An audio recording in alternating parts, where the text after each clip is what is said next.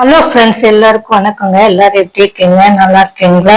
இந்த பதிவு புதிதாக சமையல்லாம் கத்துக்கிறாங்க இல்லையா, அவங்களுக்கு இந்த டிப்ஸ் எல்லாம் உபயோகமா இருக்கும். வேணுங்கிறவங்களும் முயற்சி செய்து பார்க்கலாங்க. தலைப்பு தான் அப்படி கொடுத்துருக்கோம், எல்லாருக்கும் யூஸ்ஃபுல்லா தான் இருக்கும். இந்த பதிவு ஆரம்பிக்கிறதுக்கு முன்னால இது வரைக்கும் சப்ஸ்கிரைப் பண்ணாம பார்த்துட்டு இருக்க சகோதர சகோதரிகள் சப்ஸ்கிரைப் பண்ணிட்டீங்கன்னா நல்லா இருக்குங்க. உங்களுக்கு உடனுக்குடன் பதிவெல்லாம் கிடைக்குங்க.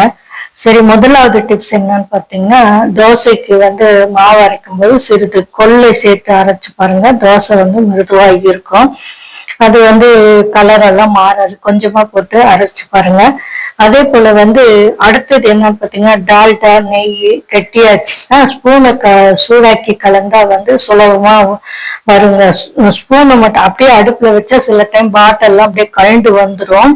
அடுப்புல தண்ணியில வச்சாலும், தண்ணி குண்டா வச்சு வச்சாலும், அதுக்கு மேல நீங்க ஸ்பூனை நல்லா சூடாக்கிட்டு அதுல அந்த டால்டா அல்லது நெய்க்குள்ள விட்டு பாருங்க. உங்களுக்கு இலகி அது அழகா வரும். சரிங்களா? அதே போல சில பேர் இட்லிக்கு மாவு அரைப்பாங்க. தண்ணியை அரைச்சிட்டாங்கன்னா அதை கவலைப்பட வேணாம். அதுல எண்ணெய் இல்லாம வறுத்த ரவை இருக்கு இல்லைங்களா, அதை சிறிது நேரம் கலந்து வச்சுட்டு அதுக்கப்புறம் இட்லி வார்த்தீங்கன்னா சுவையா இருக்கும்.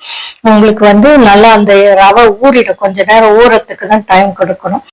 மற்றொரு டிப்ஸ் என்னன்னு பாத்தீங்கன்னா, இப்ப மோர்ல போட்டு மிளகாவத்தெல்லாம் காய வச்சு பண்ணுவாங்க. அது பெரியவங்க பண்ணுவாங்க. அப்ப புதுசா கத்துக்கிறவங்களும் அந்த மாதிரி செய்யணும். கருத்து போகாம இருக்கிறது ஒரு கைப்பிடி வெந்தயத்தை ஊற வச்சு அரைச்சு அந்த மோர்ல கலந்துருங்க பாருங்க. கருக்காது, ருசியாவும் இருக்கும். இதை ட்ரை பண்ணி பாருங்க. சரிங்களா?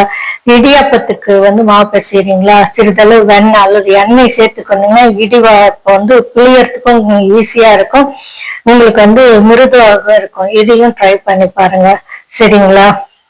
கொள்ளு பயிர்ல குழம்பு வச்சா ரொம்ப டேஸ்டா இருக்குங்க.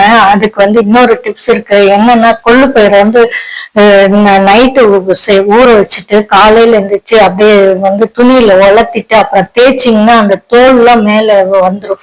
பருப்பு மட்டும் தனியா கிடைக்கும். அந்த பருப்பை போட்டு சாம்பார் வச்சு பாருங்க, ரொம்ப டேஸ்டா இருக்கும். இது உங்களுக்கு நல்லா நல்ல சுவையா இருக்குங்க. ட்ரை பண்ணி பாருங்க. அதே போல உளுந்துக்கு பதிலா தோசைக்கு மாவு அரைக்கிறாங்க இல்லையா, வெறும் கொள்ளு பருப்பை மட்டுமே போட்டு தோசை செஞ்சு சாப்பிடுவாங்க. சரிங்களா? அது நல்லாவும் இருக்கும். உங்களுக்கு உடம்புக்கும் நல்லது. கொலஸ்ட்ரால் வாரத்துக்கு ஒரு நாள் அந்த மாதிரி சேர்த்துக்கோங்க. கொலஸ்ட்ராலும் குறையும். தெரியுங்களா? ஆரோக்கியமாவும் இருக்கும் உடம்பு.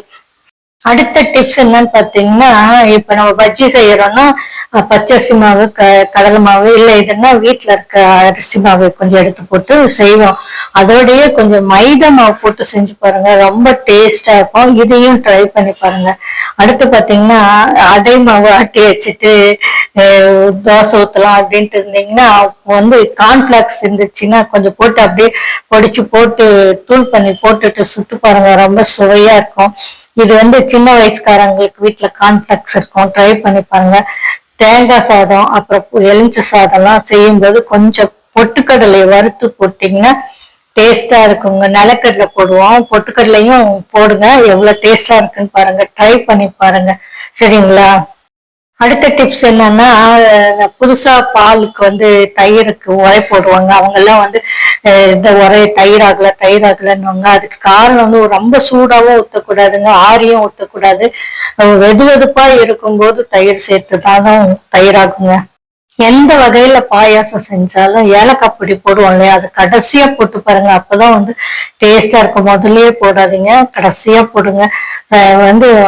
நல்ல டேஸ்டா இருக்கும். அதே போல கத்திரிக்கோள் சமையல் ரூம்ல இருக்கா, சாணம் பிடிக்கணும் அப்படின்னா சாணம் பிடிக்கிறதுக்குலாம் இப்ப வெளியில இருக்கவங்கள கூப்பிட்ட பயமா இருக்கு இல்லையா, ஒண்ணுமே வேணாம். கல்லுப்பு வச்சிருக்கீங்களா, அந்த கல்லுப்பு ஜாடியில ஒரு தடவை 2 தடவை விட்டுட்டு எடுத்து செய்யுங்க. நல்லா அந்த கல்லுப்பு உரசுறதுனால அந்த கத்திரிக்கோள் சாணம் ஆயிடுங்க.